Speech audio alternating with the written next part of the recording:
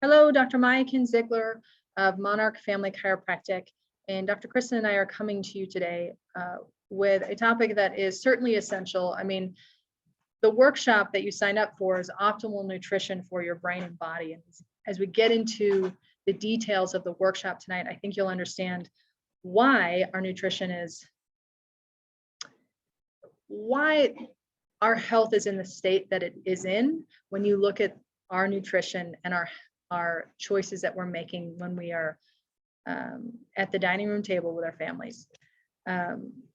If you look at some of the stats around the health of our soils, this is back in March of 1936.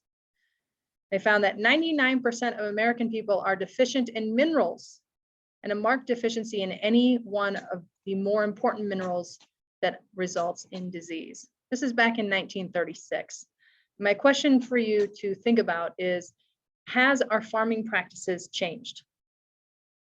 Are we farming in a way that remineralizes and supports the health of a soil, or are we farming in a way that is continuing to deplete the soil, right?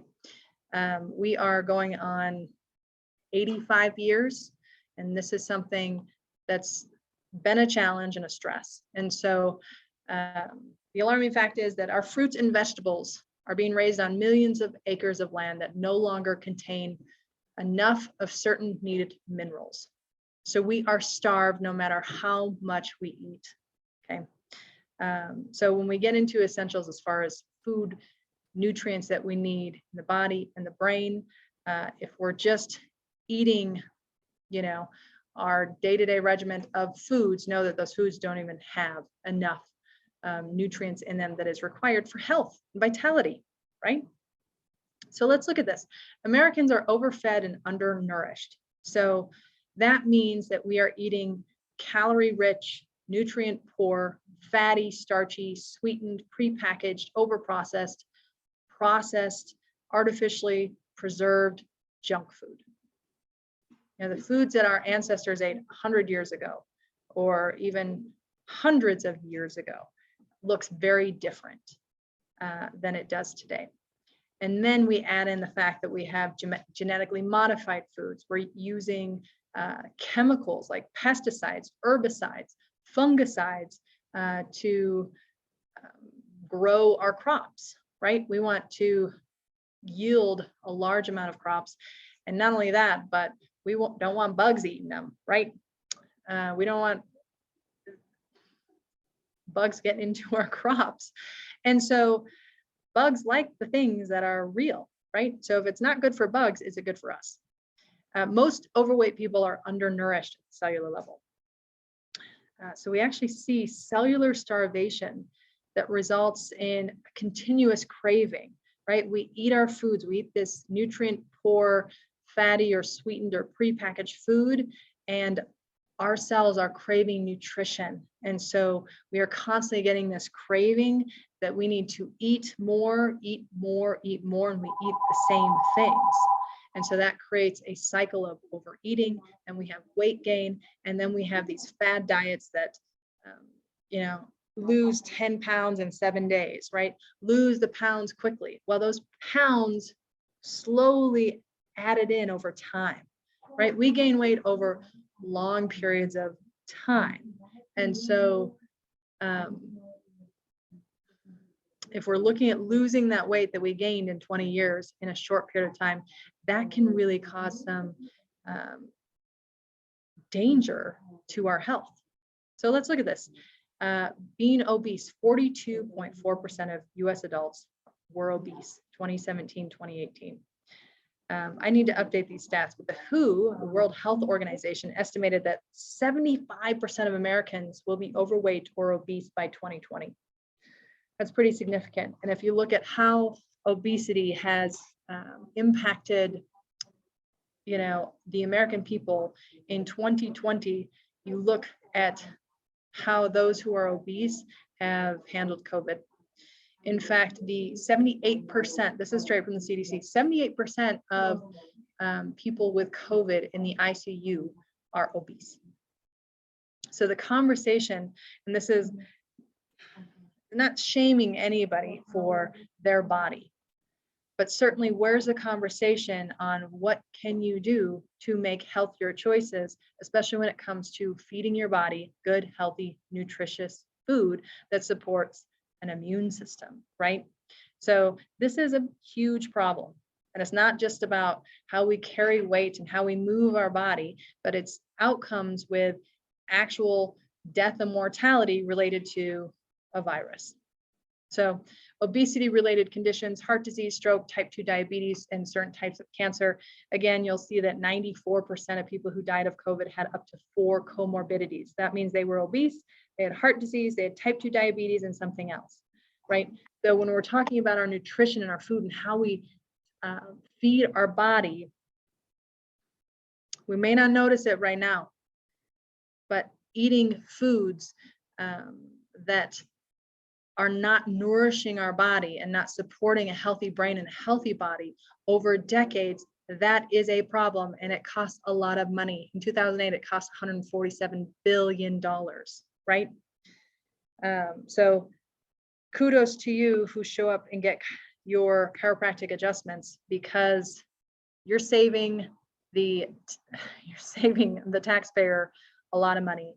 You're saving a lot of costs on medical bills. Maybe you don't see it now, but you'll see it in the future. So let's just look at some of these stats here. Heart disease. It's called the silent killer because the first symptom we get is a heart attack, and that heart attack kills most people.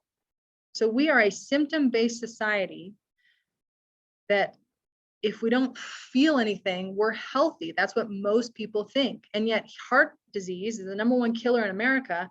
And the first symptom we get is a heart attack. So every 40 seconds, someone has a heart attack. 1 in 4 deaths in America are attributed to heart disease. And heart disease costs $219 billion each year. And this is back in 2014, 2015. Stroke, 5th leading cause of death. Okay, everyone or someone in experiences or has a stroke every 40 seconds in the US. Now, these are stats. I put this together before COVID. So where does COVID fall into deaths? I don't know. I just want to be totally upfront with you here. This is pre-COVID stats. Diabetes. Almost 10% of Americans had diabetes in 2015, and 7th leading cause of death. So heart disease, stroke, diabetes, these are all chronic conditions that impact us over years and decades. This is something that happens over time. We don't wake up with this, right? And here's the key risk factors: high blood pressure, high blood cholesterol, smoking, diabetes, being overweight or obese, and unhealthy diet is in there, physical inactivity, and alcohol use. Okay, so certainly when you start eating differently, when you start moving your body, removing some things from your diet, alcohol specifically, that changes how you carry yourself in your body. It changes things at the cellular level. And we see improvement in your cardiovascular health, right? So you can start with really simple changes, but you have to be intentional with it. I find this to be fascinating. This was a survey done back in 1997. They said, how are Americans spending their food dollars? Let's look at this list. Food dollars. And what's #1? Cigarettes. What's #2? Coca-Cola. And then we have, okay, here we have our first food, macaroni and cheese, but that's out of a box, right? We've got Pepsi and Diet Coke. So of the top 5, one of them is a food, and that food is prepackaged and processed. Then we get into #6. We've got beer. Okay, here's a food, Campbell's soup. Two things on this top 10 list that are foods, and it's Campbell's soup.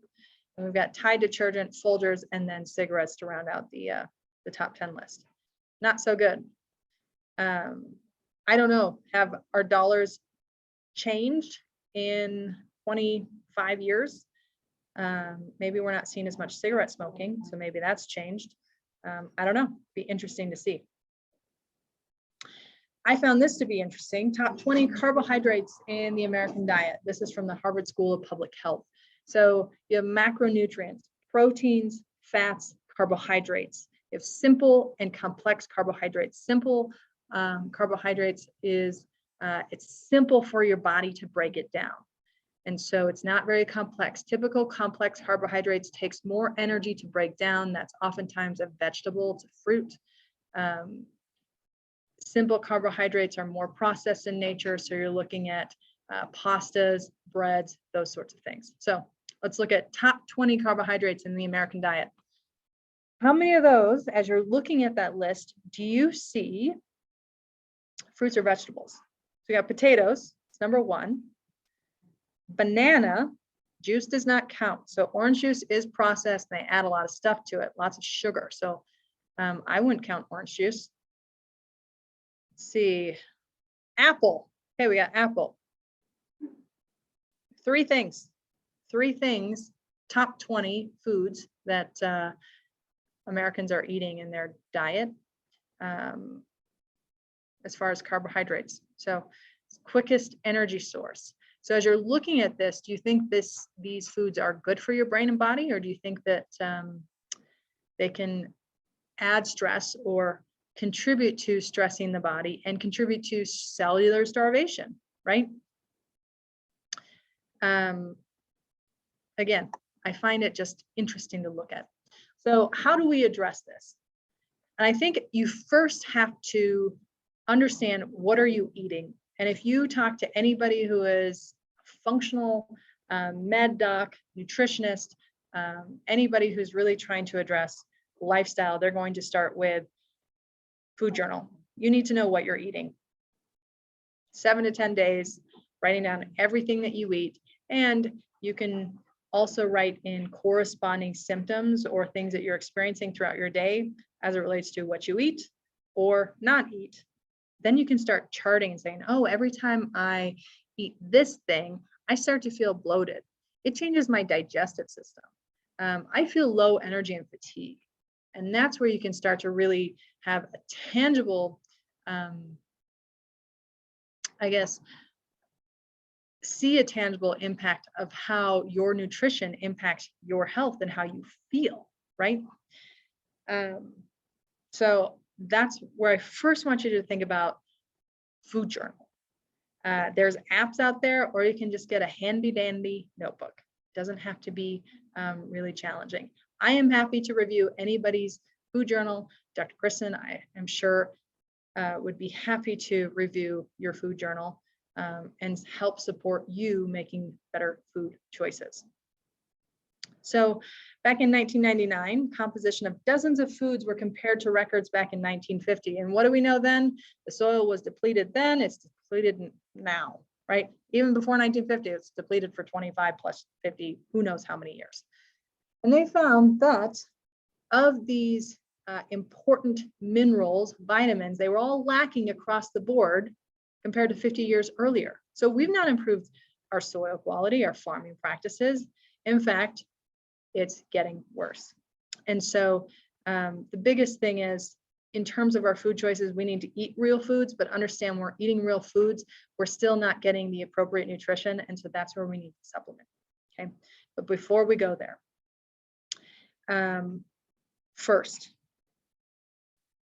anytime you can reduce your chemical loading is going to be the best thing you can do. And that's where, if you can choose organic foods, that means that they go through a rigorous process to get the organic label, and they're not using as many chemicals, not using genetically modified foods to grow fruits and vegetables. Organic foods tend to be more expensive. And so that's where you can follow the Clean 15 or the Dirty Dozen. They actually make an app for this. I believe it's called the Dirty Dozen, but the Dirty Dozen are the top 12 foods that are evaluated every year that have the most chemicals absorbed through the conventional agricultural process and farming practice. And they also have the Clean 15. So if you want to shop conventionally and save your money where you can, follow the Clean 15. Those are the vegetables and the fruits that least absorb those pesticides and herbicides. And the Dirty Dozen, you always choose organic. Cooking at home is one of the best things you can do. You know exactly what's going into your food. and easy, simple thing to start shifting your food choices. Even if you're eating out, I don't know, 5 days a week, then it's okay, maybe I'm eating out 2 days a week and meal planning for those other 3 days, right?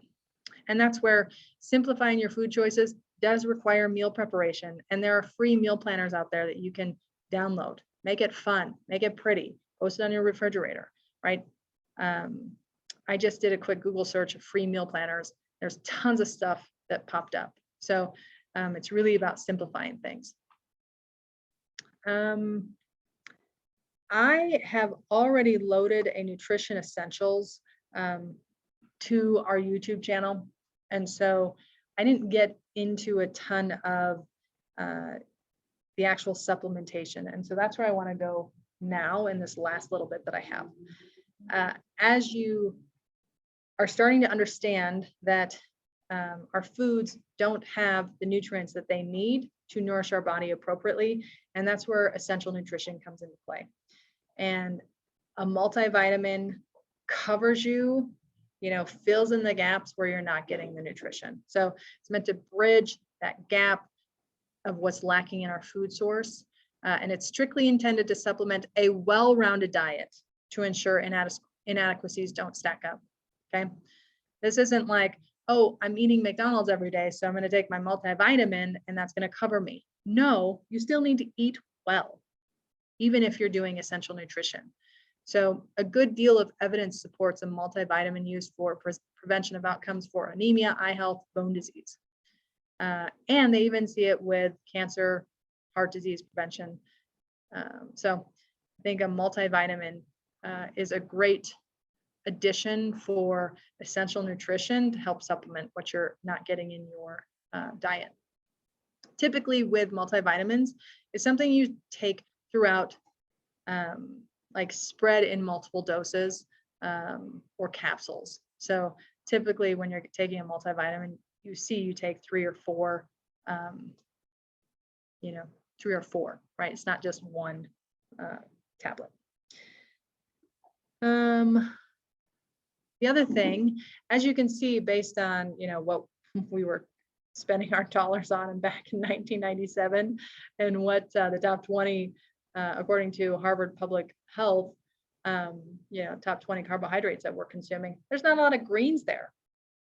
So dark green leafy vegetables are a powerhouse for nutrition, and they are excellent sources of lots of things. And greens are significantly lacking in our Western diet. And so that's where I think doing a greens powder, there's a lot available out there, but doing a greens powder I think is really beneficial. Even trying to focus on how can I get a salad in a day, right? How can I get a green salad in a day? And how can I add in a green drink or green powder that tastes pretty good, but you know that you're getting the nutrition that you need. Omega-3s. I consider fish oil or an omega-3 to be essential. It's essential for brain health. It's essential for cell membrane structure. You've got trillions of cells in your body, right? And so cell membrane structure, the outer wall of your cell, it is important to have healthy omega-3 consumption. And I don't have the stat in front of me, but it used to be that, you have the omega-3s and then you have the omega-6s. Okay, omega-3s are the anti-inflammatory foods, the fishes, sardines, flaxseed oil. I guess I have some here. Let's see, what else am I missing? Salmon, mackerel, those sorts of things. And then you've got the omega-6s, which are all the processed foods. It used to be that it was a 4-to-1 ratio. Okay. Now we're seeing, and if you tune into my pain workshop, we'll dive into it a little bit more, but it's something like 30-to-1 ratio. So it's a real flip-flop. And so our food, our nutrition is really inflammatory. And so an omega-3 helps balance out that ratio and supports anti-inflammatory response within the body, which supports everything. So I consider a fish oil to be to be an essential. Daily dosing for fish oils, you know, if you are a healthy person who rarely eats fish, you can do 0.5 to 1 gram a day. You know, if you have chronic conditions that you're dealing with, 2 to 4 grams a day. If you are in acute therapy of a serious injury, 3 to 30 grams. So you can see as you get into more chronic stress, injury to the body, you can get into some higher dosing of omega-3s. I take cod liver oil, the liquid, I take it every day. And so again, it's all about understanding our life is highly inflammatory and the foods we eat are highly inflammatory. And so what can I do on a daily basis, consistently over time, to reduce that inflammation? And again, if you look at this last point here, prevention. Coronary heart disease, heart attack, stroke, hypertension, high blood lipids, bronchial, asthma, diabetes, right? What did we start with in this first one of the first couple slides? Heart disease is the #1 cause of death in America, right? Obesity is a comorbidity with lots of other factors. And if you have hypertension, if you have high blood lipids, you're probably carrying more weight than you should. Then you're at risk for heart disease and heart attack, at risk for stroke, right? So omega-3s can fill in the gaps to help with supporting an anti-inflammatory lifestyle. Vitamin D, this is the last one I'm going to cover because I'm at 6:16. Vitamin D, if you are not taking vitamin D, I'm going to tell you right now, you need to be on vitamin D, period. If there's one thing that has caused some significant frustration on my part with the pandemic, is that if you have vitamin D deficiency, you're 15 times more likely to die of COVID, period. Have you heard that in any of our news outlets? Have you heard that from any of our leaders? Vitamin D is vital for the health of our immune system. It's vital for the health of our musculoskeletal system. It's vital for our overall health and well-being.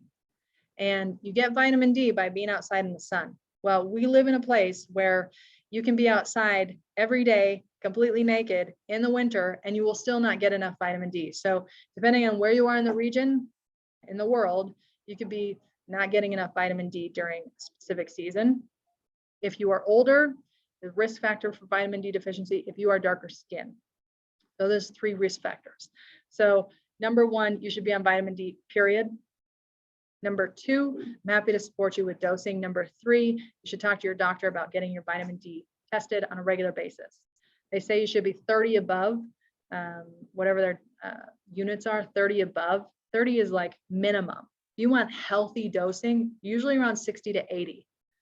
And so it can be a huge game changer in terms of your health and your immune system. I'm happy to talk to you about it when you're in the office. Dr. Kristen's happy to talk to you about it when you're in the office.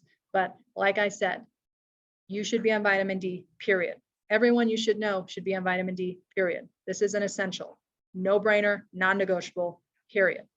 I hope I made my point.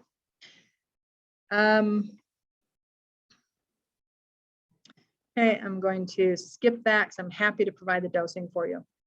I want to end here because a lot of folks, we ask this question a lot when you're taking any progress evaluations.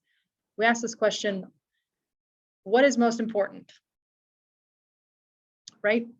In terms of health, exercise, nutrition, hydration, rest, chiropractic, whatever you can think of.